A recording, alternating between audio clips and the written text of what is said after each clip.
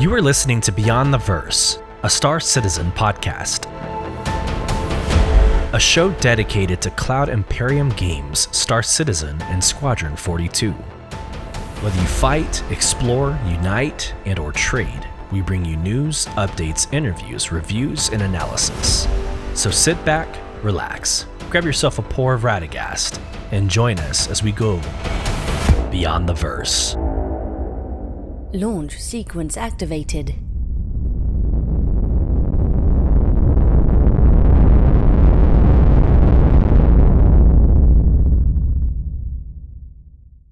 Hello, friends, and welcome to Beyond the Verse, Star Citizen podcast. I'm your host, Sulyce, and today's episode is episode 69. We're previewing all things 324.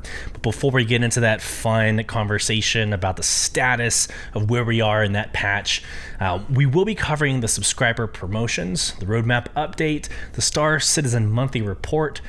We're going to watch Inside Star Citizens Playing with Fire, that's Alpha 4.0, and then we will end, more than likely, with going even deeper into 324 and some reactions that I've had. So it's going to be a very filled podcast. We're going to try to move hot and heavy. I have an obligation or a commitment right after this because it is Friday morning.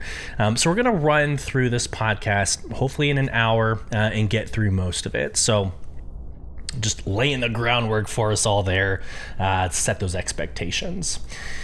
It is the first podcast, well, sort of. It's the second podcast of August, but this is the first opportunity that I've had to share with y'all the July monthly show review. And so for those of you on YouTube, you are able to see the screen. Again, I do this every single month whenever it's the appropriate time. But the month of July, so in 68 episodes, in 15 bonus Org Night episodes, and we also had our first The Arc episode, which is our book review bonus episode. Beyond the Verse podcast has reached over 67 countries, listening in over 31.6 thousand plays and watching over 39.1 thousand views. And our in-game organization Soul Provision grew to 150 Discord members and 84 Spectrum members. So I want to say thank you. Again, I do this every month. It hopefully becomes a norm where you expect this, but I wanted to celebrate the community there. And while we're at the point of celebrating the community, I would like to also celebrate our monthly supporters. So these are individuals that have contributed their disposable income once a month directly to this Spotify podcast in order to keep the lights on and in order to help fund. We're halfway there. We're very close.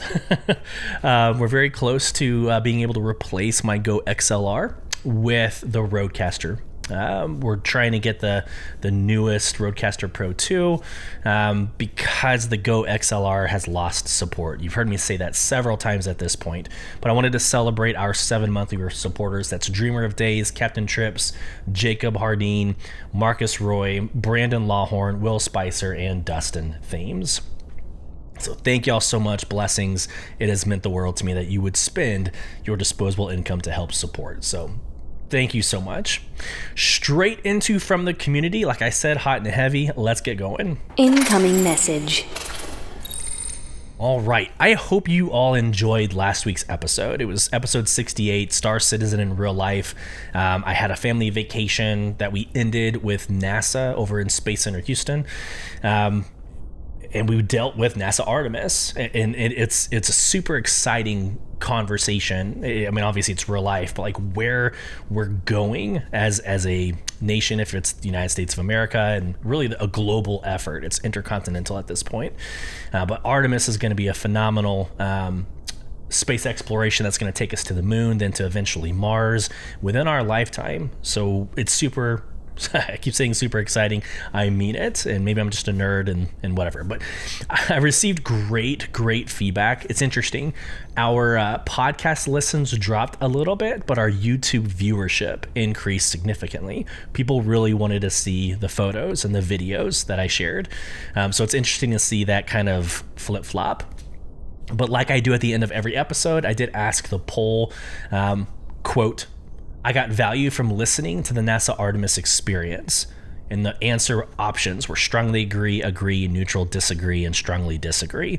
This is your typical Likert scale if you're a nerd like me, but it's like on a scale from 1 to 5. And so 75% of you strongly agreed that you received value from listening to the NASA Artemis experience. I love that. I had no doubt. And that and 12.5% agreed. So we have roughly very, very close to 90% of individuals really enjoying the content that's really beyond the verse, right? Really beyond the video game of Star Citizen. And then we had 12.5% vote neutral, which is fine. Like, I totally expect that. You come to Beyond the Verse podcast to hear about Star Citizen. I can respect that any deviation from that can be off-putting. I totally recognize that. That's why we do it very rarely. No one disagreed. No one strongly disagreed. So great feedback. Thank you so much. I'm going to try to continue to do those engaging things that really take us through the different layers of Star Citizen and getting ready for 324 and 4.0 and really Star Citizen 1.0 and Squadron 42. There's things outside of the game that can help us get there in kill time. Let's go over to the comment section. We also have emails, and I actually might start off with the emails. So the comment section has been very problematic in Spotify. I've given my feedback.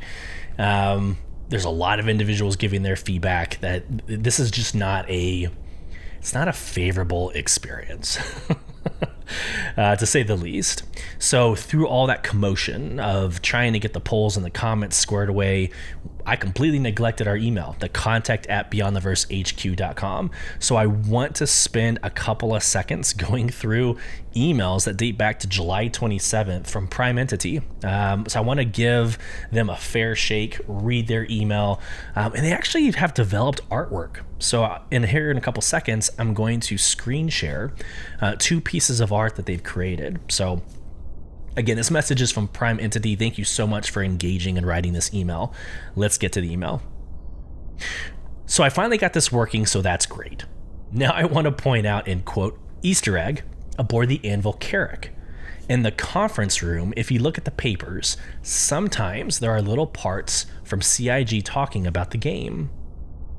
That is super interesting. Break. So this is not part of the email.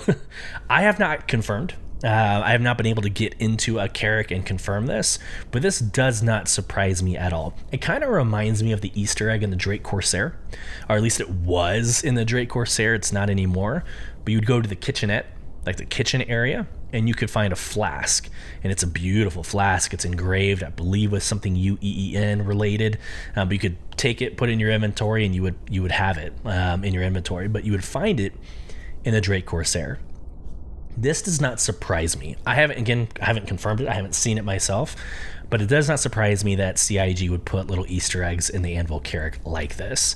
So y'all go check it out. I don't have a Carrack right now to go and see and validate, but I would love to see and hear what is the latest on this Easter egg. Super awesome. Back to the email. You want to know what I've been doing? Mainly been doing Merc missions by asking in global if anyone would do a Merc mission with me. Otherwise, I do bounties as a gunner and attempt different niches of work. Still haven't really found mine yet. Break.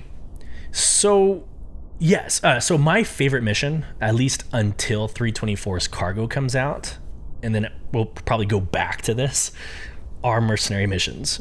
I feel like mercenary missions are all-encompassing. It involves flying, especially the more advanced or the more challenging mercenary missions.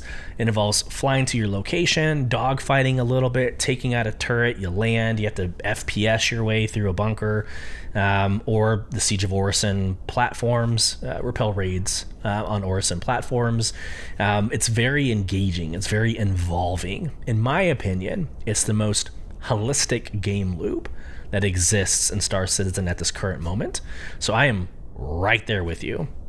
Doing bounties as a gunner, hey, power to you. I wish, and maybe there are more people and I'm just not privy to it, I'm just not aware, but I wish more people were willing to kind of be that gunner on someone else's ship, especially in general chats, right? You don't know these people, but you want to volunteer.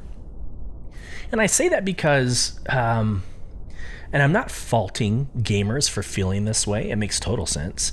But everybody wants to be the main character. It's this main character, I'm going to call it a syndrome, but the main character syndrome, you want to be the pilot, you want to fly, you want to be Squadron 42's main character, right?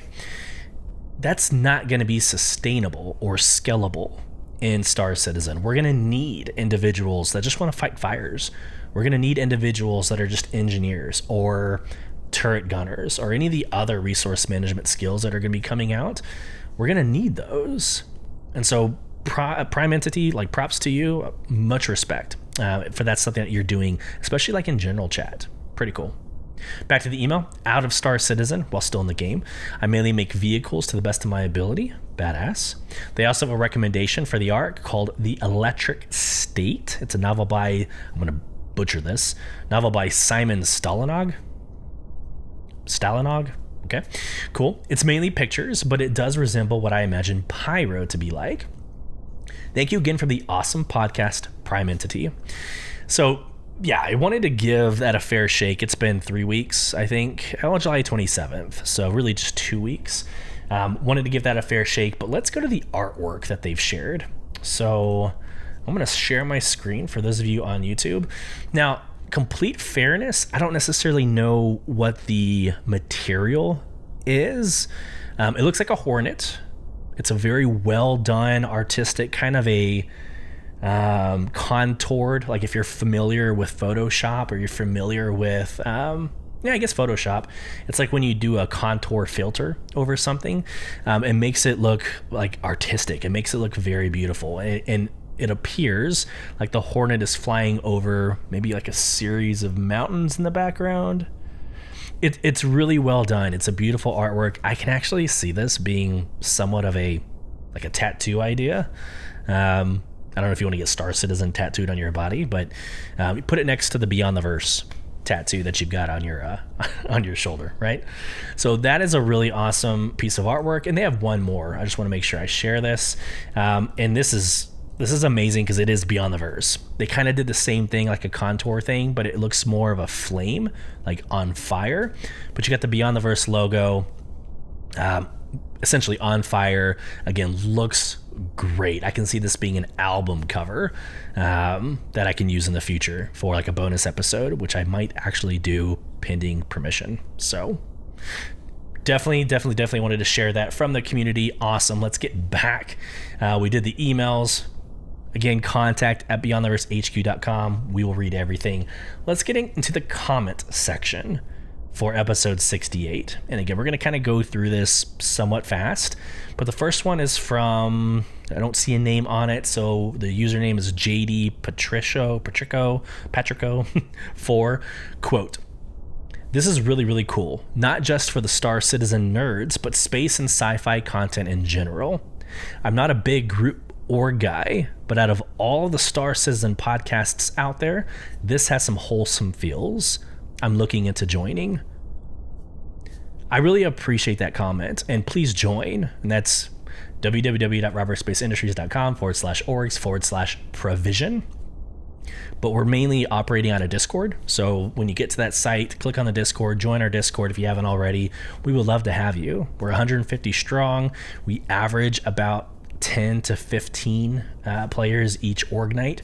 It's substantial, right? It's a good amount to do every game loop, especially with Blockade Runner coming around the corner. So you're welcome into this family, man. I would love to have you. And thank you for recognizing the wholesome feels. We lean more White Knight. We kind of lean away from chair punching. We lean more towards white knighting. So we're going to try to stay optimistic. We're going to try to see the silver lining in what Star Citizen is trying to do. And you'll hear some of that threaded throughout my analysis of 324. Let's go to Dakota Riley. Quote, "For the remainder of 2024, I predict 324 at the end of August with the new Saber variant 4.0 and the Zeus just before SitCon. SitCon will be focused on base building, the next iteration of bounty hunting, expanding the resource network to other areas of the game, Squadron 42, and the road to 1.0. IAE will bring us the Polaris and a few other ships we don't know about yet, and then we will get to one last patch in December, with maybe the first version of homesteads, persistent housing, and cities. There's a lot to unpack. This is still Wicker Beast from our organization, but there's a lot to unpack here, and I agree with a lot of it. 324 by the end of August, yeah, I can totally see that. We're still in wave 1 of the PTU as of Friday morning. They talked about this weekend. They're going to be testing Blockade Runner. So I can see that a wave 2, a wave 3, maybe by the end of next week. That'll bring us to about mid-August. That gives us plenty of time to have 324 out by August. I think 4.0 will be right behind it. I don't think they're going to wait too much longer. I think 324 is going to launch end of August. I'm going to predict that 4.0 is out by the end of September. That hits that Q3 mark, or it hits the end of summer mark. It gives them a little bit of extra time to cook. Again, walk and chew gum at the same time while they're struggling with 324's persistent hangers in the PTU. They're still developing Pyro. They're still making progress on that entire system. Yes, it requires server meshing, but I'm actually going to argue that that's an easier problem to solve in this current moment than what's currently happening in the PTU. And we'll get into it, but there's audio issues, there's hanger issues, items persisting whenever you log out and log back in. There are some pretty scary issues that are happening in 324 at this current moment. So, 2 more quotes. Jack Trin, quote, "Small correction, the plane that holds the space shuttles is actually a Boeing 747. A Boeing 737 is a lot smaller of a plane and is incapable of carrying the shuttle. Love the content. Thank you for all your work. I'm a pilot aviation geek and I couldn't not comment." This, by the way. Hey, thank you so much. I welcome correction. I don't know. I'm just a mouthpiece for Star Citizen. I'm passionate about the project. Military for 12 years, special forces. Okay, put that aside. Amazon employee. Like, I'm not a pilot. I don't know crap about aviation. I don't know crap about space, really. So feel free to correct me. I encourage somebody smarter than me to make those adjustments, and I'll happily change. Like Avocati versus Evocati. I'm just gonna leave that. Back to Prime Entity. So thank you again. It says Anna or Anna. I'm pretty sure this is Prime Entity. Thanks again for the engagement. Quote, "I definitely see what you mean with the comments being 100% broken, but I predict not much stuff before SitCon. Then they will pump out a bunch of stuff. Also, I used the message thing you provided for last week's episode, but apparently it's as broken as the comments." Love it. Yes, everything's broken. "You can never fail by sending me an email at contact@beyondtheversehq.com. And this comment section is only, I don't know, there's issues between Android and iPhone, but you really can only find it using your cellular device. People are having issues finding it on the internet, so I don't know. We're going to do the best we can. Email will always work as well. Answer the poll. We'll address the polls. Moving on. Okay. All right. As we stay kind of in this from the community, because the comment section, because the polls are so broken, I increased my level of engagement on Twitter this week, and I asked 4 polls. So we're going to go through all 4 of those polls real quick, and then we'll get into the rest of the show. So again, we're going to be talking about some little small updates, like changes to the website, changes to the RSI launcher. We're going to go through the August promotions, the roadmap update, inside Star Citizen. Then we're going to end with the Star Citizen monthly report. So here we go. The first poll I asked, your choice of ship for cargo hauling. Curious, with cargo hauling now available in PTU Wave 1, what is your go-to hull for this game loop? And let us know why in the comments below. Yes, I wish X would give us more than 4 choices, but this is the best we can do. So I kind of clumped up a couple of these holes together, and you're going to see there's a little bit of convoluting here. But the first option was the hull series, Alpha and Charlie, the Drake, which includes obviously the Cutlass, the Black, the Caterpillar. Then I threw in Crusader, C1, C2, and then other in the comments. So really whole Drake Crusader, but we know that there's Argo. We know that there's other ships to consider. Absolutely. But here's how the results came out. And you can see the results if you're watching YouTube. But in first place, we had the Crusader series. So for cargo hauling, the Crusader C1, C2 is your top choice. And this is 518 votes. 3.6 thousand views, 518 votes. This is a legitimate poll.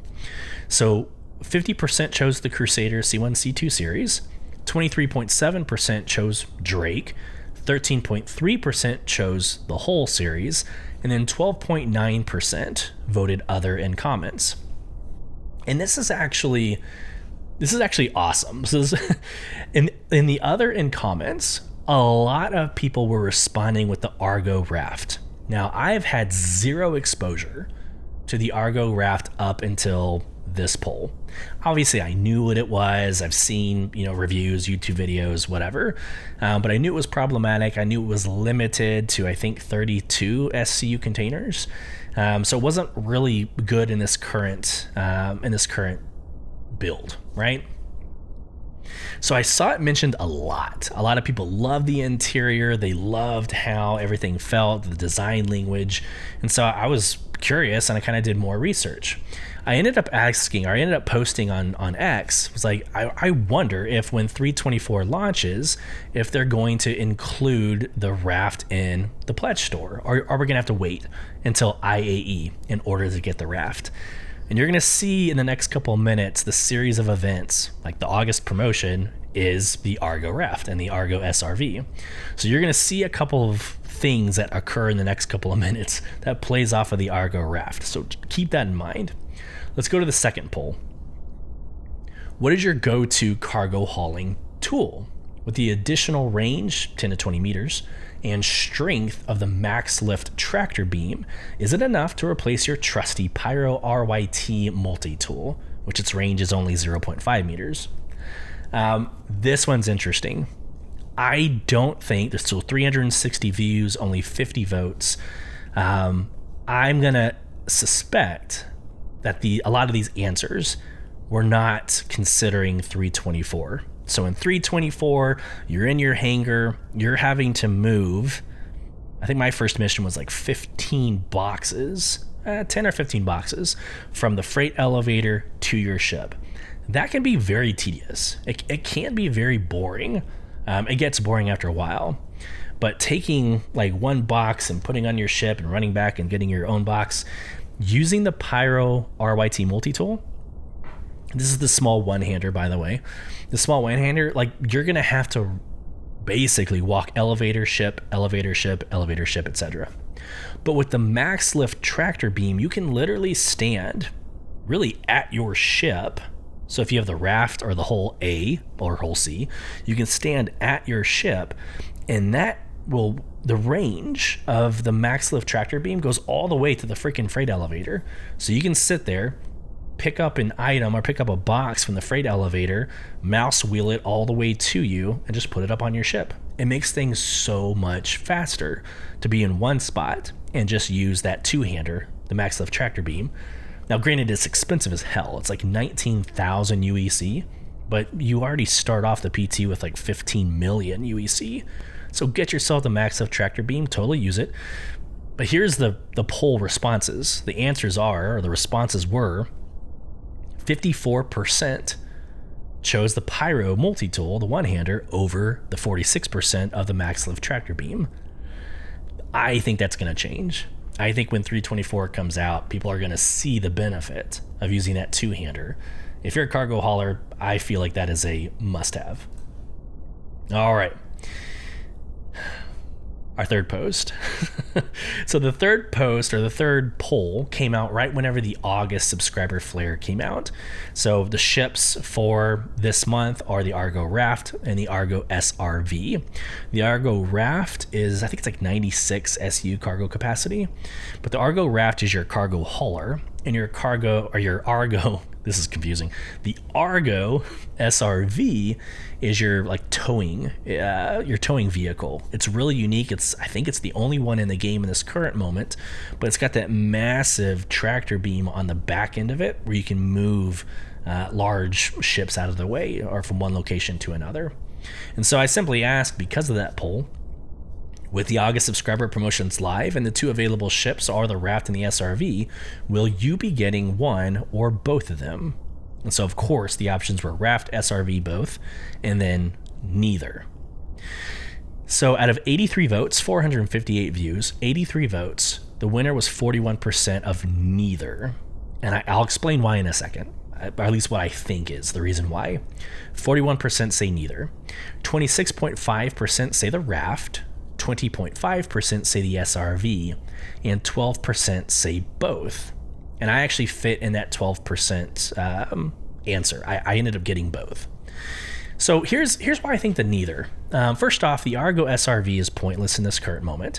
Yes, there are missions tucked away in the what is it? The illegal, like not the general tab of missions.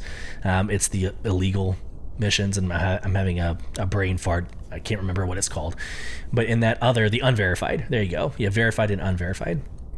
So the unverified list of missions, you can do the SRV mission of moving. It's under salvaging. You can move a ship, but it causes a bounty, or causes a crime stat. So you would have to go to a comm array, disable the comm array, or bring it down. And then you can do the SRV missions without getting a crime stat, or just accept that you're going to get a crime stat. Usually my game loop is doing all verified, and then I will end doing unverified and then turn myself in. So that way my prison sentence is happening while I'm sleeping or in between play sessions. And then when I get back into the game, I just simply get out of prison and I go. So I don't really care so much about bringing down the comm array, but the SRV is very particular. It's very unique. It's very specific, right? So that makes sense to me. The Raft, this is pre-324. The Raft can only hold the 32 SU containers, the large ass containers. And so it wasn't good for moving 1 SCU, 2 SCU, 8 SCU, whatever the sizes are. But 324 changes that. You can now, and I've done it. I actually did this in the PTU, so count it as fact. You can put any size box on the Argo Raft. So now it is an actual asset. I can see this poll changing once that becomes more socialized, when it becomes more discussed. But all box sizes can fit inside the Raft. And actually, this is probably a really good time. We have Groza in our organization, had a really good call out last night in our org night. I have not been able to verify this. He is a trusty resource. I trust what he says, obviously, but I have not been able to verify. I want to preface that. But in your first mission, you're really all the way up through junior of cargo hauling. So you get the rookie, you get your trial done, and then you get all your rookies released, and then the next level is junior. So all the way up through junior, you're going to be moving like 10 to 15 boxes. And this is like 1 SCU boxes of titanium or carbon or whatever. And that can become tedious. It can become tedious of getting one off the freight elevator and then putting it on your ship like we've discussed. But Groza had a really good point, and he's done this, and he can verify it himself. But you can purchase an 8 SCU container from a cargo center on like Seraphim Station. So Seraphim Station, go to a cargo center, purchase yourself an 8 SCU container. You can actually put 8 of the 10 or 8 of the 15 inside of that one 8 SCU container. Again, I haven't done it, but it sounds like it's a little wonky. It sounds like you got to put your 8 SCU box on the freight elevator, put it down or lower it. And once it's all inside of my kids are going crazy in the background. So real quick, you probably heard that. My wife has been gone from a work trip in the last 4 days. She came back late last night at midnight and wanted to surprise the kids. So you're probably hearing her surprising the kids right now, as I can hear it with my headphones on. So going back. So lower the 8 SCU box all the way down into the warehouse, and then once it's down there, you can double click on the 8 SCU box to open it. Then you put the 8 or however many SCU boxes for the mission inside of that 8 SCU container, and then you call it back up. And now you just have to move that one box right onto your Argo raft. And then to turn in the mission, I think it's even more wonky. I think to turn in the mission, you've got to, again, go down to your warehouse, unpack it, but then you have to raise the boxes back up, and then you got to lower it again, because to turn in your cargo hauling mission, it's actually part of the lowering process. It'll say lower to warehouse or lower to complete a mission. So you have to like raise it up so it gets re-registered in the cargo grid. Then you lower it again and select complete mission. I'm going to try it at some point today to validate, but again, I would put my money on that as a legitimate loop. So thanks, Groza, for that. I'm going to absolutely try it today. So one more poll. We're still on polls. We're going to get through this, I promise. One more poll. Argo versus Drake. So this was dropped last night, and it's been getting a lot. I mean, it's last night, and it's already 707 views, 136 votes. I went ahead and just asked the question, like Argo versus Drake. I think there are some ship manufacturers that do certain things very well, and like all like comical relief aside, all like trying to be funny aside, Drake is a legitimate ship manufacturer. I mean, they're good. They're good. I mean, you can argue very easily. You can argue that the Drake Cutter is the best starter ship. Absolutely. Like the Vulture, great salvaging. You got the Kraken, that's going to be a huge ass capital ship. You got the Ironclad that just dropped. Like Drake is a powerhouse. All right. Again, all funny jokes aside, but it's very specific. Like you would say that is the workers manufacturer. Well, since the exposure to Argo, the last couple of days, I don't know. Argo's kind of the same feel. You get these very specific ships. I mean, you got the Mole, which is your mining, your like group mining ship. You got all the MPUVs, like the tractor personnel cargo. You have the MPUVs, which is crucial for loading stuff in your extra large personal hangar. And then you've got the raft and the SRV. So I put them up against each other, and this is super interesting.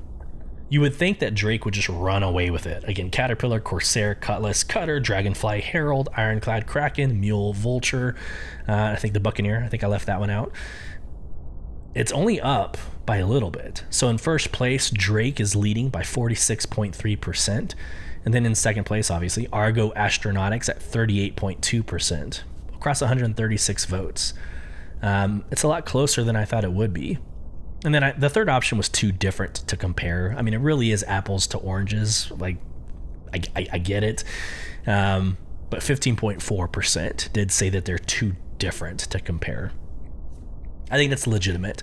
I think as Argo gets more exposure, as it maybe releases even more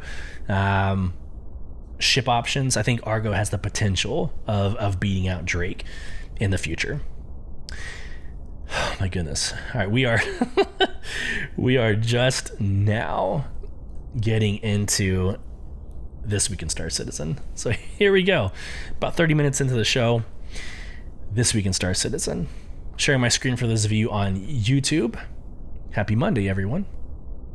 Last week, we concluded Foundation Festival, a vibrant celebration of the remarkable team spirit within the Star Citizen community. As part of the festivities, we curated an org showcase to highlight organizations actively seeking new pilots. We want to take a moment to thank everyone for participating. Whether you were a helpful guide, a recruiting org, or just another bounty to hunt. Thanks for making this year's event a great one. Simultaneously, Ship Showdown took center stage, showcasing the most beloved drivable and flyable vehicles of the verse. But before we crown this year's Ultimate Ship Showdown champion in the thrilling head-to-head voting battles, we need your help determining the 16 most popular crafts across 8 categories. Your creative submissions through our community hub and social media channels are already flooding in, and we're eager for more. Remember, this is your chance to unlock awesome goodies and help crown the community's favorite vehicle. Additionally, remember that the Sweet 16 of this celebratory SmackDown will be available to fly for free from August 15th to August 22nd. The choice is yours. Decide which ones you want to get your hands on. In other news, Star Citizen Alpha 3.24 has been rolled out to the PTU servers for Wave 1 testing, with wider access scheduled to follow soon. Your assistance in identifying, investigating, and reporting any bugs to the Issue Council is crucial in helping our developers smash them. All right, bullet points, let's go. Tuesday, we had the August subscriber comlink and newsletter, the promotions. Wednesday, Star Citizen monthly report in the comlink. We have the Squadron 42 monthly report emailed. We'll cover that on the next episode. And the roadmap update and roundup. Thursday, we had Inside Star Citizen Alpha 4.0 playing with fire. And then today, right after the recording of this episode, we will have the Star Citizen live, and we'll get the email for the RSI weekly newsletter. A couple of responses. So as I go up to the ship showdown, just a reminder, we're going to go really hard and heavy starting on Monday, or starting whenever, I think it's Sunday or Monday, when the actual voting starts. Beyond the Verse podcast will be your one-stop shop for news, reviews, analysis on the daily. So last year we started tapping into like making recordings and putting them on TikTok and predicting with statistics and all that crap. We're going to do it again this year. I have my GoPro, right? I've got my little content creator set up for the GoPro. I'm going to bring it with me to work and wherever I need it in order to record a really nice, like, here's what's happening today. It's going to be fun. So if you haven't subscribed to the socials, do so. And again, it's all social media /BTV_cast. It's going to be a lot of fun. If this is your first ship showdown, it's open for interpretation. It's not necessarily may the best ship win. There are many reasons why ships can beat out other ships. Is it a personal vendetta? Is it because you want a ship to be flyable in the Sweet 16? Like, you might not like the 890 jump, but you should probably push the 890 jump into the Sweet 16 so you can fly a limited hull ship. Right? There's really no other chance to be able to fly a limited hull ship. So do it, right? Invictus launch week, I guess. IAE. So IAE, maybe you'd be able to do that, but this will be a good opportunity for you to push ships that you want to fly for free into the Sweet 16. All right, let's go. Quick updates. I want to make sure I continue, this podcast being your place, your one-stop shop for news. So just very quickly, we have two kind of flyby reports. So number one, we have website changes coming, and then two, we have a new RSI Launcher 2.0. So let's discuss the website changes real quick. I'm going to read the spectrum, move on to the RSI Launcher, and then we will get into the patch 3.24 notes. To the article. Website changes coming your way. Hello, everyone.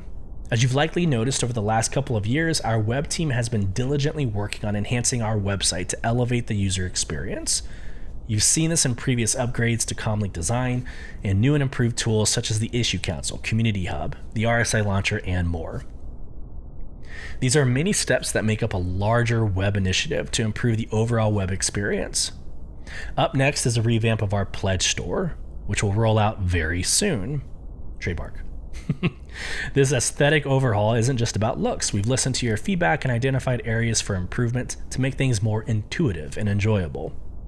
And we're certainly not done there. You can expect a bevy of additional updates on the horizon, all of which are currently in active development. So the RSI homepage revamp, new platform navigation bar on the RSI homepage, Star Citizen game page updates, and the Pledge Store refresh. Stay tuned for more updates as we continue to roll out these exciting changes, and as always, thank you for your continued support. We'll keep a close eye on both how you interact with these changes as we implement them and your feedback. Straight into the RSI Launcher. Hello everyone, today we are excited to share the RSI Launcher 2.0.2 with everyone. The RSI Launcher 2.0.2 can be found here. There's the link to the executable file. The focus of this version is to add the launcher debug tools that will allow you to clear the launcher cache, and there's a a destination link there. 2.0.2 will also give a quick access to your logs, to the new uninstall feature, and a tutorial for new users of the RSI Launcher. Please try out these features and let us know what you think. Your feedback is crucial in helping us make the launcher the best it can be. New features. Tutorial for the new launcher users. The tutorial can be found under the main menu when clicking on Discover. The debug tools allows the user to clear launcher cache and a direct access to the logs and the uninstall. The fixed issues, fixed access for gifted game packages. It set the minimum size on launcher first opening and spamming play pause button. Still some known issues there. Here's a link for the RSI Issues Council. And then, any additional feedback can be provided in the Spectrum thread, etc., etc. So it might not be the most sexy news report, but it happened. It's going to be happening. You deserve to hear it on this podcast. Let's get into kind of the meat of today's podcast. So we titled this podcast 324 Preview. And so we're going to go through the latest patch notes. This was August 7th at 12:45 p.m. So this is the latest patch notes, the latest and greatest. It's still wave 1 in the PTU, but I'm going to go through each one of these and just give kind of overall reactions. I have spent a lot of time in the last couple of days, I would say in the 15 to 20 hours worth of being in the PTU. So quick little reaction to each one of these testing feedback focuses. And I hope it helps. It might come across as a little bit negative, so I want to preface that the initial wow factor is amazing. I mean, you're gonna get into 324 and it's gonna be game changing, literally game changing. A week later, you start kind of realizing that some of these loops are kind of redundant and there are some issues that need to be worked out. So here we go. You're going to start 324, at least in the PTU. You're going to start with 15 million credits. And so when you first get into 324, you know what to do. First off, get your ass. Well, I was going to say get to an orbital station, but actually let's do your personal hangar first. So if you choose whatever home residence that you choose, that is where your personal hangar is going to be. So you might want to spend some time there first. But it's a whole new ball game, y'all. Whole new ball game. So when you get into the game, you hit I on your keyboard, doesn't exist anymore. Your inventory does not exist at all. In your hab, you can go to the item bank or the storage access and you can do it there, but there are storage access kiosks all throughout your home station. For the rest of this conversation, let's talk about Orison because that's where I made my residence.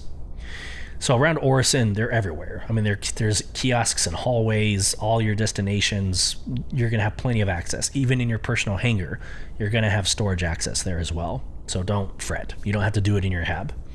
But in order to get that I functionality, you've got to find yourself a storage access. Go up to it, open it, and it's that screen you've seen on Inside Star Citizen where the drawer or the storage access is kind of on the left side of the screen, and the right side of the screen is the warehouse, or it's your inventory that's in Orison. So in that moment, you can transfer, it's limited, but you can transfer items over into the drawer. And then once you're ready, you hit, open drawer.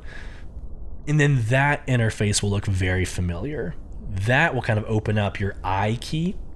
And so you'll see your character, you'll see like that inventory is going to be the drawer inventory. And then you can click and drag. You can click and drag, your undersuit, your armor, whatever you've put in that drawer, you can then equip. So it's a little, again, initially you're like, yeah, this is realistic. This is awesome. After a week of doing this, I can see where it's like, okay, like it's a little redundant. Why am I seeing a second screen in order to put my equipment on? I'm already moving it into the drawer. Now I have to use the drawer, and there's not a good way to get back into it. So if you want to load your gear, but you still have more to do in your storage access, once you exit out, you got to go right back in it. So it's just a lot of additional steps. They got to figure out the workflow of what that looks like. So you've logged into 324. The first thing you're going to notice is the storage access. So do what you need to do with your inventory. Again, this is not the patch that addresses unique item recovery. So I still would leave your subscriber gear. I would leave all your things that you want to persist and not lose, that you spent money on. I wouldn't touch it. I would still just not touch it until we get that unique item recovery. But you're going to do that inventory, whatever. I chose not to. I chose not to touch my inventory my first playthrough. I went straight to my personal hangar. So here's the next big change that you're going to see. The next big change you're going to see is the actual kiosks, the ASOP terminals. It's no longer you choose a ship and it assigns you a hangar. The buttons inside of the elevator are no longer hangar 1, hangar 2, hangar 3. You literally have the public access pads, so pad 1, pad 2, pad 3, and then you've got the Sulyce personal hangar. Like, it's going to have your name on it. It's pipe texting. They're going to have your name on it, and it's going to have your extra large hangar, whatever it is, as a button to push in the elevator, and that's it. So your Orison that had like 20 freaking buttons to scroll through now has like 4. It's like the landing pads and then your personal hangar. It was very trippy. It threw me off. That was I thought something was broken, but I realized, okay, so the only hangar you can access at your residence is your personal hangar in this current moment. And so you get to your personal hangar, and this thing is this is what I mean. Your first playthrough, you're going to get into your personal hangar, and it is astonishing. Amazing work. Good job, CIG. You get in there. I mean, it's been revamped. Like you have corners of the hangar that are used for your freight elevators. So like the far left and the close right corners are your freight elevators. You're going to have those. You're going to have the storage access kiosks, and then you're going to have your ASOP terminal kiosk. So it changes the entire interior of this massive ass hangar. You're going to go to your ship, and you're going to say, you know what, I want to fly, maybe an Aero, Gladius. I don't know. I just want to get to Seraphim Station. You're going to pick whatever ship you want, and then you call it up. And this is where... Y'all, it's incredible. The lights go out, everything turns red, it flashes like hazard lights flash. You have a massive caution line that shows up around the hangar. The animation of the hangars opening, the elevator dropping, it securing your ship, it bringing it up, and it's showing your ship. I mean, it's all real time, all happening, all physicalized. It is very impressive, extremely impressive. I don't know if I want to get into like the negative first, or like this soon, but yeah, let's do it. The audio is broken as shit. So when you first get into your personal hangar, it hurts your ears, and it doesn't align with what's happening in your hangar. So when you first walk into your hangar, it sounds like your elevator is already moving. It sounds like it sounds like the alarm system is already triggered, but you haven't done anything yet. And honestly, it doesn't go away. I mean, it goes away for a couple of seconds, but if you walk back, to the elevators, it happens again. So it's almost as if the proximity or your location in the hangar triggers what audio is happening. So they have to fix it. They have to address the audio issues in the personal hangar, because it's very annoying, and it's very off-putting. Because like I'll be on my ship about to leave and I hear the elevator and I'm like, oh shit, like I need to get up and go. So I'm stressing out trying to get everything turned on to get up, because I'm thinking the hangar's dropping, but it's not. Nothing physically is happening. It's just the audio's jacked. So that needs to be addressed. And then decorating. So you call up your items in the freight elevator. You can actually buy furniture as well. It's really fun.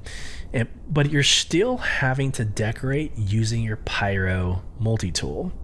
It's clunky as shit. I mean, you pull it up, you have to hold down R, and then you can kind of move your mouse to rotate the item, but it doesn't sit. It doesn't like, it's not, like the cargo grid snaps into place.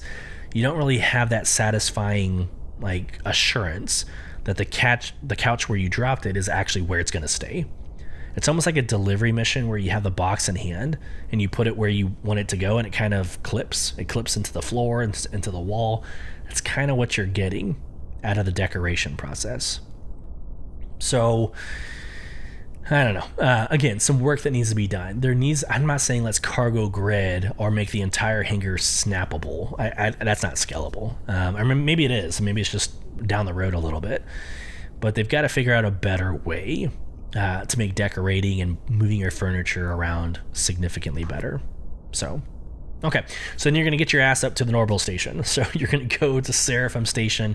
And when you're in Seraphim Station, that is where, like always, you probably want to make that your recon or your respawn point.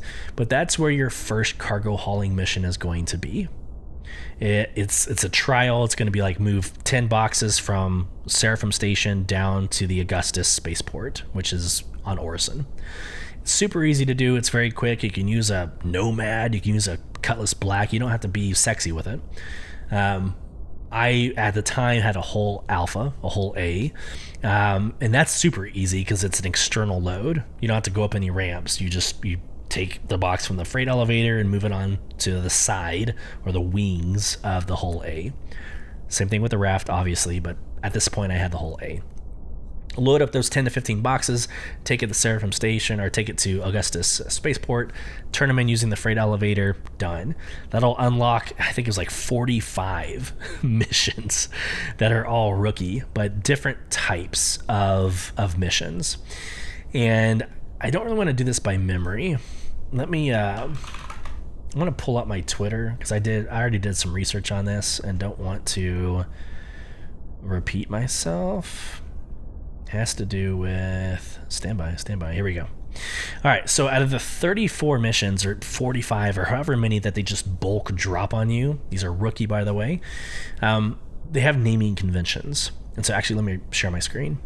They have naming conventions, and here is what I've been able to capture so far. So you've got the rookie rank, which is the initial missions after the introductory mission. And then eventually you'll have the junior rank, and I'm assuming, it'll just raise with your reputation. But then you've got direct missions, which is like you pick up one pickup and you drop it off at one location. So it's one pickup, one drop off.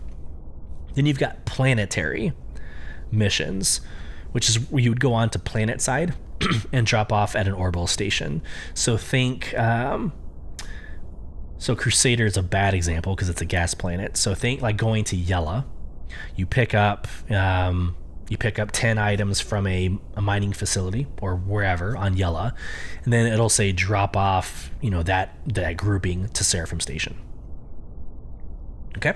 Then you have solar, which is one planet system to another planet system. So in the example that I had, I went from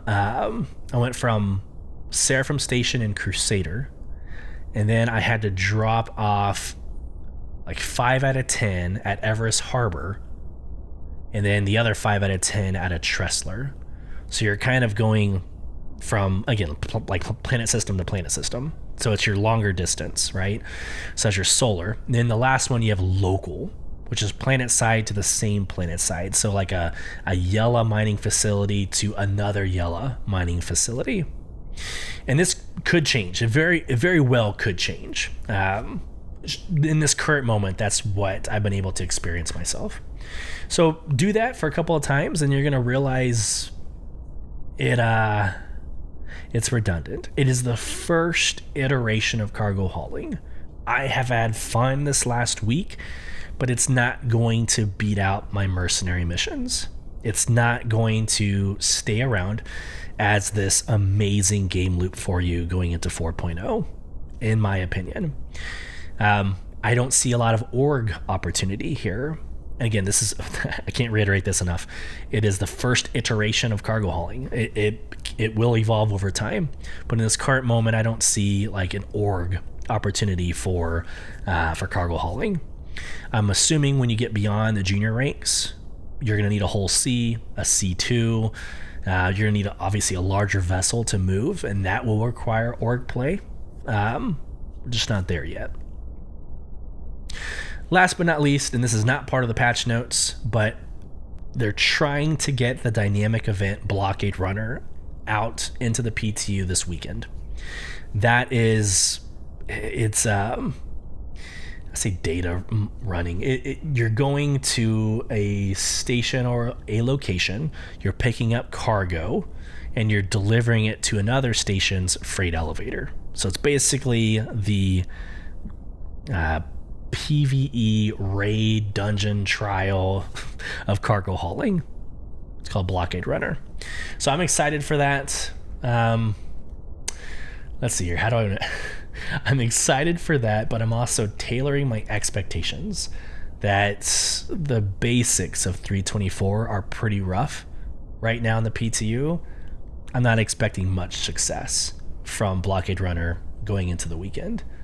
So I told you I was going to be a little bit on the more negative side for this update, but okay, let's move on to the next segment. Let's go over the August subscriber promotions. I'm going to continue my negative trend and say I don't give two craps about anything promoted in the subscriber store this month. You get a Corsair plushie. Well, I'll do this the right way. So Centurion members get the Drake Interplanetary Corsair plushie. Cool. Don't know why, unless you have a Corsair and you're like passionate. I can't imagine you flying a MSR with a Drake Corsair plushie inside of the back of an MSR. Maybe if you're collecting plushies, it will look good on a couch inside of your personal hangar. I just don't care. I don't care. Me personally, don't care about plushies. But so the Centurion level subscriber flare is this Corsair plushie. It's great. The Imperator level subscriber flare is this ornate drinking gourd. So it's a cup. I will say it's finely detailed. I mean, it looks nice. It looks like something you would see out of New World, and I say that because that was the game prior to Star Citizen I was playing. It kind of has that rustic, kind of aged look to it. So I don't know. I'll give kudos to the objects team. It looks good, right? And then the store subscriber flare that usually would be something that you would want to consider spending your actual money on. I don't know. It literally is a coffee mug. It's the handmade glazed mug. Again, great detail. It's just not for me. What are your thoughts?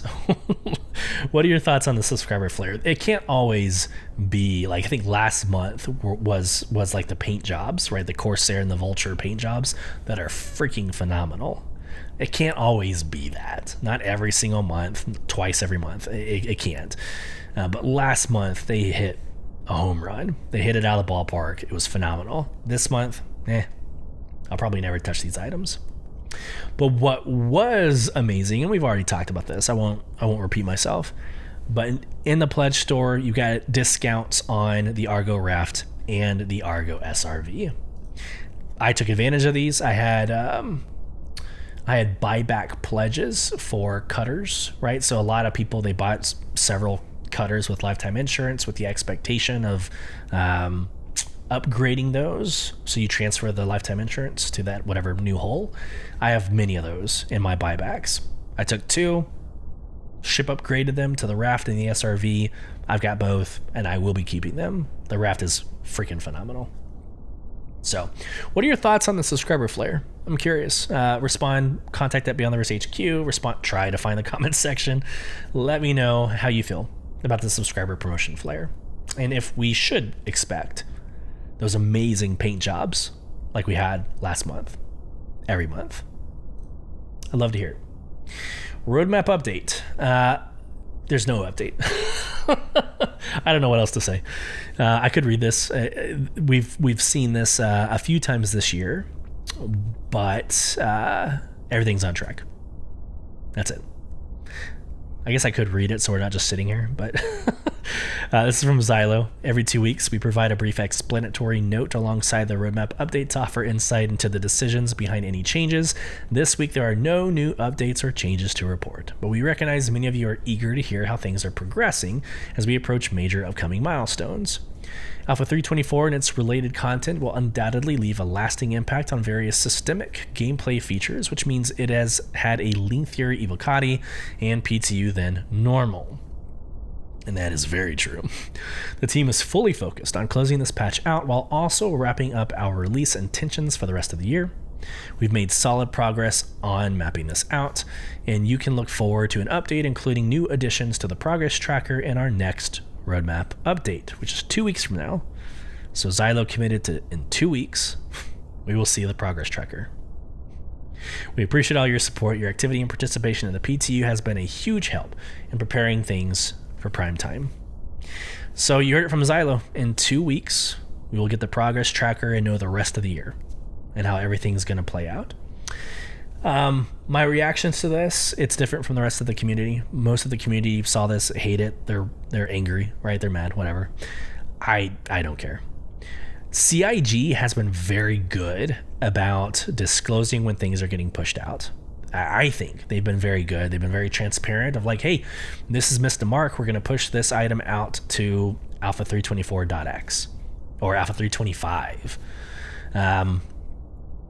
I feel like if things were falling behind, they would have denoted that in the roadmap roundup. So I suspect that 3.24 will be out by the end of August. We were promised 4.0 by the end of summer, right? End of Q3. So we'll say September. So things seem to be on track. And I think that's the takeaway. At least that's what I'm going with it. All right, we have 2 more items, y'all. 2 more items. We got the Inside Star Citizen Alpha 4.0 playing with fire YouTube video that we're going to watch together. I might pause and react. What I will tell you, again, just like the last time, if you're listening to this on podcast, do go and watch, whether it's on my video version of this podcast, but do go and watch. It's a beautiful, like the fire is very well done. The animation, the way it reacts. I have a lot of friends that are firefighters who have watched this video, and they can say it's probably the best rendering or the best physics of fire. Now, how it looks and plays in space, I mean, I don't know. I don't know if we have a lot of data to support like what it should look like and how it acts in space. I think there might be some reality, plays there or things that are at play. But my friends are saying this is pretty accurate, and so I'm excited about it. I'm excited about the resource management. I'm excited about the fire extinguisher operation and how you have to put it back to recharge. Like, there's a lot of gold nuggets that are coming out of this video. So listen to it, go watch it. I'm gonna try to stay quiet for the next, I think it's like 15 minutes. But quickly to the article. Let me share my screen. Make sure that's good. The article says it's getting hot in here, and before you fall into a burning ring of fire, nice, you'll want to join us for this in-depth review of what you can expect from one of the most anticipated aspects of Alpha 4.0 fire gameplay. Without further ado, let's get into the video. Last week, we explored some of the new adventures available to players in space in the upcoming Alpha 4.0. But there are even more dangers to be found within your spacecraft and vehicles. Fire is blazing a trail towards its awaited debut in the persistent universe. And while we don't want to burn any bridges with the resource management team, we'll jump out of the fire and into their frying pan in just a few weeks. Wow, I really bet their ears are burning. We're fired up to give the VFX arsonists a chance to set the world on fire this week, or at least just the interior of spaceships, because we don't want them to burn themselves out playing with fire. I'm out of idioms now. I'm gonna go see if I can add more fuel to the fire.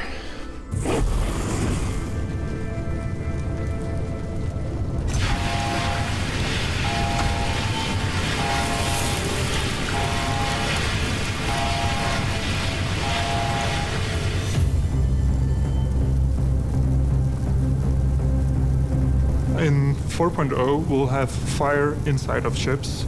For our initial rollout, we didn't really want players to start fires everywhere. The poor surface, they really wouldn't be able to handle it. So we decided to focus on the interior of ships. They're smaller, more contained, and more controlled. Fire is tightly integrated with the resource network system and a great fit for a first release within the spaceships, where resource network will be focusing on as many ships as we can. Starting a fire is based on damage and different kinds. This is important. All right, real quick. My hesitation, pushback, whatever you want to call it, I love taking a hammerhead and role playing that as a solo pilot. I love it. I love taking the big ships, the reclaimer, using the mole as mining, right, as a solo pilot. And so I like solo piloting large ships. So my hesitation and I you know how I do those Today in Star Citizen posts really early in the mornings. My hesitation to today's Inside Star Citizen was, is this the end of being able to solo pilot large ships? If things catch on fire, you can't be flying. You have to get out of the cockpit, obviously, and go handle the resources, right? Whether it's taking out a fire or replacing a what do you call those things in engineering? Like the plugs, the fuses. There you go, the fuse. There's gonna be a lot of things that you need to do in order to solo fly. And so that was my pushback. Like, if there's fires happening, it's gonna be a little bit harder to fly larger ships. So the Polaris is coming out this year. The Idris is probably going to be out by the end of next year. These are large ships, and not everybody has sole provision to play with. Not everybody has 150 people in their org. So we've got to have NPCs that we can hire. Like, we need to be able to hire NPCs to work on your ships that can handle, these fire putouts. Because I can't imagine a scenario where CIG says, hey, Sulyce, thank you so much for getting a $3,000 Javelin, but you can't play it unless you have an org of 80 people to run that ship. I can't imagine a world where that is acceptable. And I could be wrong. I could be totally wrong here. So that was my hesitation. But they're about to, in this video, they're about to get into what causes fires, and it made me feel a lot more confident where, okay, as long as I keep the maintenance up on my ships and I do my due diligence of repairing and making sure everything is good to go before I fly, like as realistic as that sounds, there shouldn't be any issues unless I come in contact with a pirate or somebody starts a fire on my ship. So this next piece is super important. Of damage. Fires can be caused by ship items when they hit 0 health. There are also ways for ship items to cause fires in the normal running and operation of them. We're currently looking at making it so that when they misfire and they have the highest level of wear, that there is a chance that they can also cause fires. But other types of damage, like impacts from weapons or explosions, they could also ignite a fire. Another way to start a fire is getting the environment hot enough to actually get your surfaces to auto-combust.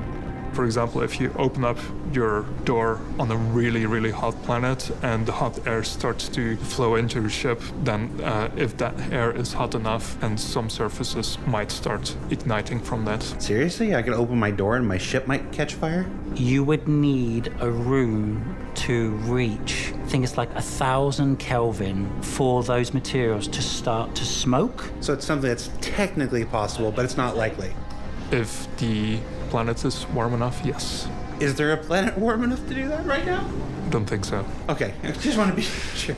You're saying systemically it's possible. Systemically it's possible, okay. Yeah. It's technically possible, but very unlikely. Don't worry, everybody. Part of the fire hazard system propagation is based on the fire triangle, which is oxygen, fuel, and temperature. Oxygen is tracked by the room system. The atmosphere, that is, most rooms in the universe have their atmosphere tracked, including oxygen. The fuels, they will be tracked on the surfaces, so every surface in the universe is marked up with a surface type. That surface type has different properties for fire propagation to work. The heat that is usually from a ignition source is the damage that could happen, but also if you have an object already on fire, that could start a fire again based on the heat that that fire is emitting. Fire will start small if you have a small ignition point, so it will not start blazing immediately, so it will start propagating quite slowly. But if you leave it untended, then the fire will start growing, and the more it grows, the faster the propagation will happen and the larger the fire will get. It's quite complicated to have a control over that much energy, heat. It's a balance. I think that's the hardest thing to get. Having the balance, having the fire texture that works well with the particle behavior, with the heat, the sparks. You need to have the whole feeling of heat and danger. And it's when you get this spot where it really starts to make you look certainly afraid of it, that, yeah, it gets good, I would say. Each of the materials that we have marked up, they have their properties, and we can set a material to be combustible or not. Most surfaces will be combustible. A few exceptions, such as glass, will not be. But the ones that are, especially in ships, we decided to go for a more tech approach. So even if metal itself will not easily combust, we assume that behind that metal there will be pipes and cables that can catch fire based on the properties that each surface type has. For example, wood will burn different from rubber or plastic or metal. So the propagation between those will interact differently. Don't worry, not everything will catch fire at the same time. We have these different properties that will cause different surfaces to catch fire at different times. You have to think of the other things that can also catch fire. Things like your cargo, which you probably don't want to catch fire because if it burns out, you will lose it. Other things might be loose ship items that you have laying around just in case you want to repair your ship. The player itself will not be able to catch fire, but the player will feel the influences of fire in their environment. So if you step into the fire, then you will take damage. If you are near to the fire, you will feel the heat, so your actor status will start showing up with higher temperatures. If the fire is not managed properly, for example, your life support can't feed in enough oxygen, then oxygen will be drained and your player will start to asphyxiate. Why can't I set people on fire? Tech. Will you commit here and now that someday we'll set people on fire? I will commit to nothing. I tried, everybody. People will have different ways of setting fires to ships, hopefully other people's ships, not your own. It is important to know for 4.0 that we will not have fire outside of ships. So if you set fire to an item inside one ship, you can bring it to another ship, given that the medium that you're traveling through has enough oxygen to sustain the fire. You can set fire by damaging items in the ship, so shooting them when an item dies, that has a chance to set fire. Other ways to set. So for those of you on podcast, the example that you're seeing on the YouTube video, they've shot their oh my gosh, the penguin. What the heck's the penguin's name? No, the little plush penguin. Good Lord. They shot that, lit it on fire, and they're taking it from one ship to another to set the other ship on fire. Super interesting, super intuitive, a creative way. I think it's going to change piracy. It's going to change, I don't know, if you really want to cause some heartache in the game. This is one example. I cannot remember the damn penguin's name. That's frustrating, but Fire are bringing in ignited items and placing them in someone else's ship. Pico. right? Pico, the penguin? All right. Back to the video. One of the biggest challenges that we recently had with Fire was the networking, and Francesco has done a really, really amazing job with getting that ready. The presence or absence of fire is a very, very important thing to convey to players. You don't want a player stepping into a thing that doesn't look like it's burning or avoiding a thing that looks like it's burning. Synchronizing fire was a very important part of making sure that the feature functioned correctly, and we have a lot of data that fire generates, and a lot of data doesn't work well over networks.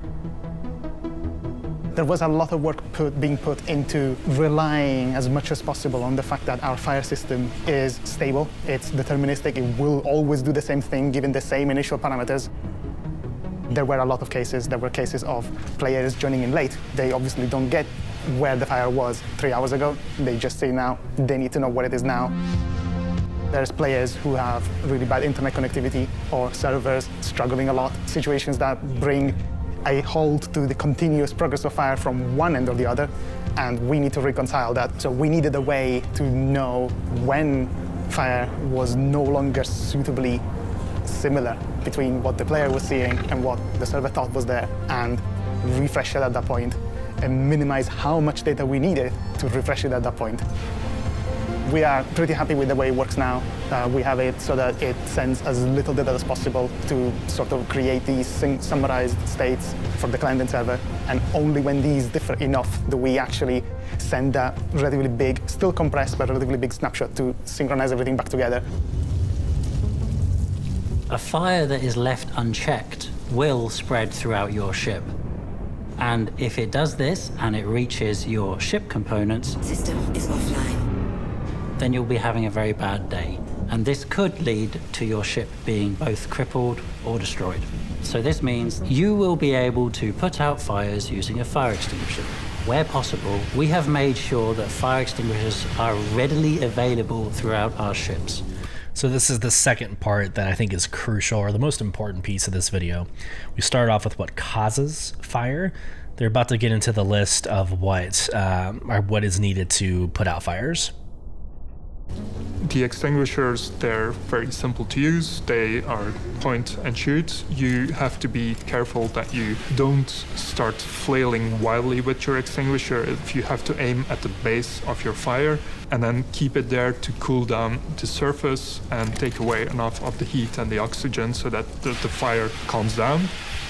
There will be a temperature readout where you can see how strong the fire is still where you're aiming. And you need to keep your finger on the trigger until it actually goes out. Fires can just be smoking there, and technically it's very close to being on fire. So you really do want to make sure it's really out before you move on. Because if you just leave them smoking and then go wandering off, there's a good chance it will heat up again and catch fire again. It's worth knowing that a fire extinguisher has a limited amount of ammo within it. To your benefit, you can also take your fire extinguishers back to where they are stored, plug them in, and then they will recharge their ammo. However, it is important to know that if your ship doesn't have a functioning life support at this moment, the recharge will not work. If you leave the fire completely untended, then your ship can completely burn out, so it will look completely black. If the life support can keep up providing enough oxygen, then it will just keep going until all of the fuel, that is the surfaces, has been burnt out. Or if the life support is not running, then your fire will start to diminish. But if you don't do anything, the life support will keep feeding in oxygen enough for the fire to be sustained and start spreading everywhere. You don't want people to put fires out? No. I want them to die in a fire. Views and opinions of Leo do not represent those of Platinum Pyramid Games, Harvard Space Industries, or its subsidiaries. There are more ways to extinguish fire. With the life support and resource network, you can cut power to your life support for a room, and that means that there will be no more oxygen provided, which means that the fire itself will start using up all the oxygen, and it will extinguish slowly by itself.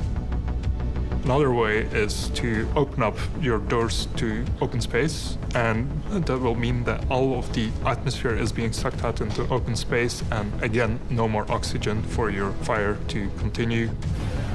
After a fire, you can repair your items or replace them. Fire can damage your interior of your... So here's the solution. Here's the solution to my problem. I never fly ships without an EVA like undersuit and a helmet. So just vent all your rooms, vent your entire ship. Because again, you don't need oxygen. At least the way I play the game, I don't ever take my helmet off ever. I don't even eat, right? I lay down in the medical beds, right?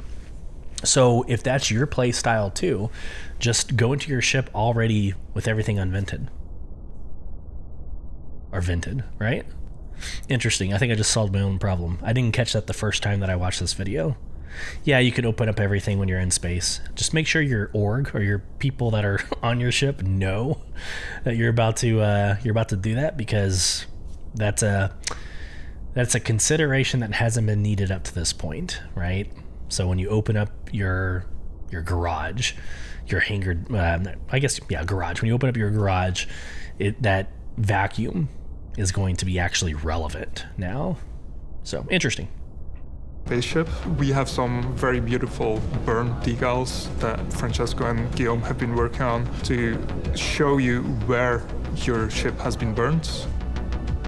The visual damage to the surfaces is not something you can repair manually, but you can go to a repair station and repair your ship there, and that will get rid of all of the visual burn. But if I want to leave it burned because it looks cool, I can do that? You can do that. It persists. I'm very happy with the current progress. It's been a very long road for the team to get to this point. It's amazing to finally be able to roll this out to the players.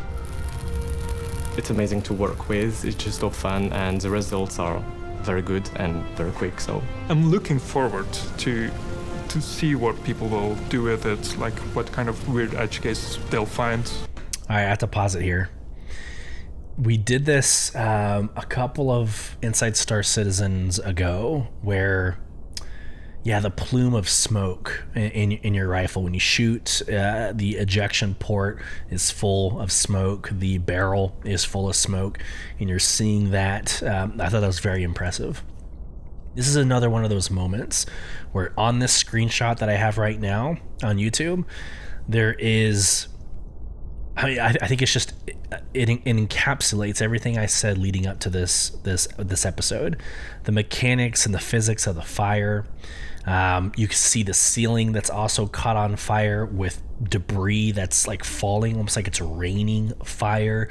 But then you've got the cloud of smoke that's covering like maybe 2/3 of the upper part of the screen. Very realistic. Very I think immersive. I can see us, if we're on the ship trying to survive, you'd have to crawl in order to see where you're going. Very realistic. This is very promising that they're putting this much care and attention into this mechanic that really is preventable as long as you're keeping your shit up. I don't know. I'm very impressed with the visuals and the physics that they've put into this. And we'll probably have to fix up, but it's as long as the servers don't die because of fire, and I think we will be able to deal with it. So what did we learn this week? Well, we learned where and how fire will make its first appearances in the persistent universe, in your spaceships. How it'll spread and the dangers of leaving it unchecked. Your spaceships will burn and maybe go boom. And both how you'll put them out or potentially spread the fire to other vehicles. And I'm banking y'all might find some ways that we missed. Now don't forget the ship showdown is still underway. It's your chance to vote on which vehicles you like best, as well as send John Crew messages on social media that he legally has to respond to during this time. Hi all, David here. The only thing I have to say about this is, no. just no. Our program will now conclude. For Inside Star Citizen, I'm Jared Huckabee. Thanks for letting us share the people and process of game development with you, and we'll see you all here next week. It's time to go Pyro Planet side.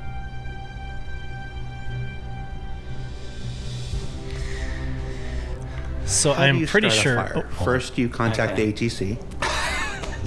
Yeah, I could start with that. That would be good. I could say that. You want me to do that?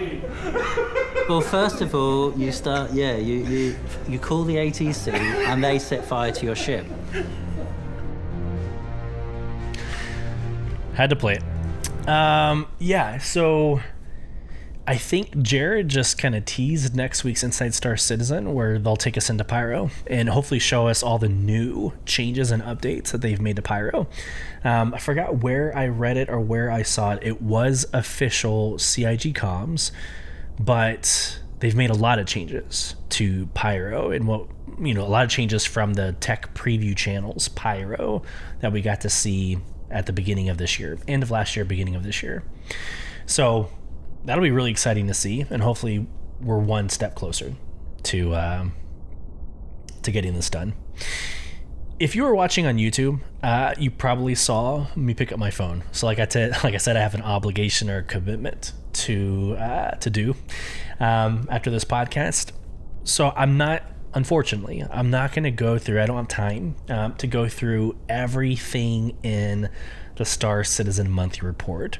It is a somewhat shorter one, but it's your typical, articles. So if something I'm about to say interests you, go check it out. But the AI features team, AI tech, art characters, art ships, community, core gameplay, economy, in-game branding, mission design, narrative, online technology, user interface, and the visual effects. All of those have updates. Get into it if that interests you. I do want to end on one note. So I like the creative side of content creation. In New World, I actually recorded a role-playing story with beautiful music in the background. I took an opportunity to write a prayer. I call this a gamer's prayer to Chris Roberts. I don't know. I'm going to share it with you, and hopefully this puts a smile on your face for the day. Let me share my screen. So I wrote this. I hope you enjoy. A gamer's prayer to Chris Roberts. O mighty Chris Roberts, our guide through the stars, bless our night of gaming, keep us free from scars. Let the servers be steady, the lag disappear, and grant us smooth sailing through atmospheres clear. May our ships fly true with no bugs in sight, and our missions succeed in the deep of the night. Shield us from crashes, the dreaded 30K, and let every adventure brighten our day. May frame rates be high and the gameplay be fast, with every run completed and every bounty amassed. Keep our cargo secure and our credits in hand as we journey together through this digital land. So guide us, O Roberts, through the galaxy wide, with friends at our side on this epic ride. In your name we venture through systems and space. Bless our gaming with joy and endless grace. Amen. Yes. It's a first off, if you've been a backer of Star Citizen, I don't know, ever, longer than a day, patience and understanding is a virtue. We constantly strive to find ours as backers of Star Citizen, and the servers have a tendency to be very problematic. So wherever you are in your journey, whether you're in the PTU with 3.24 or you're staying in 323 and enjoying the live PU, safe travels as you traverse beyond the verse. All right, if you want to become part of the conversation, email us at contact@beyondtheversehq.com. Join our socials at /BTV_cast and watch our YouTube version of this podcast, youtube.com/@BTV_ Cast. Join our in-game organization, Soul Provision, at www.robertspaceindustriescom/orgs/provision. We hope this finds you well until next week, episode 70. Safe travels as you traverse beyond the verse. Take care, everybody.